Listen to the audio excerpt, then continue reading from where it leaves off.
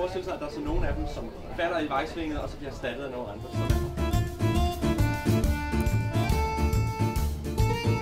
Så vi kan jo rulle historien tilbage.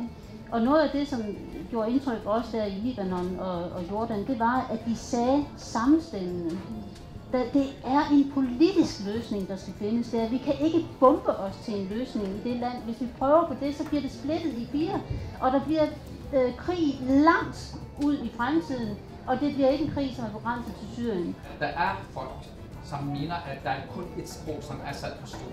Jeg er menneskerettighedsperson. Altså folk tror, at jeg bare vil interventionere og bombe folk. Assad forstår et sprog, og det er magtens sprog. Jeg er ked af det.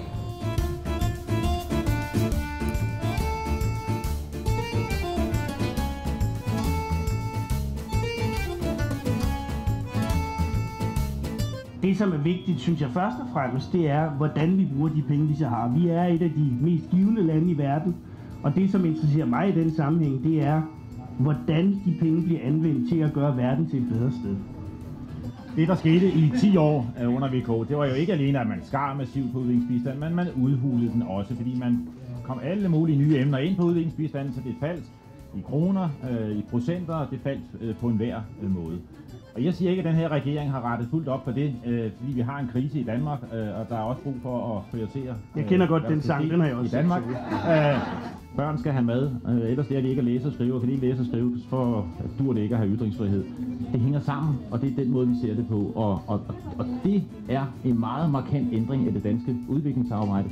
Jeg troede, jeg havde opfundet hele det der med, at nu skulle det hjælpe og nytte, og vi skulle ikke give folk en fiskestang. Vi skulle ikke engang give dem fisk, nej, vi skulle give dem evnen til at selv at kunne fremstille en fiskestang, og alt det der, som var fantastisk.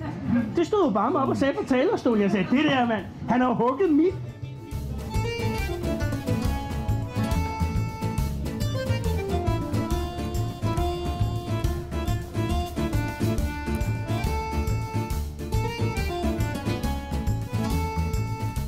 Vi er meget begejstrede for noget af det arbejde, vi møder, hvor vi møder Dansk Institut for Menneskerettigheder rundt om i verden.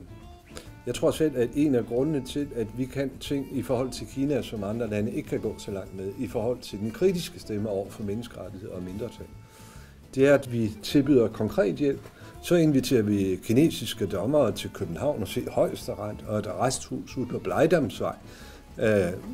Så siger vi til dem, når de har problemer med det der med tortur, prøv lige at tage en videobånd, når folk afhører folk, for så kan I bedre huske, hvad folk sagde, det er det ene. Men I kan også se meget tydeligt, hvis der er nogen, der torturerer. Ikke? Den type af små praktiske ting, dem er de meget begejstrede for, og det er jo i høj grad det, som Dansk Institut for Menneskerettigheder står for.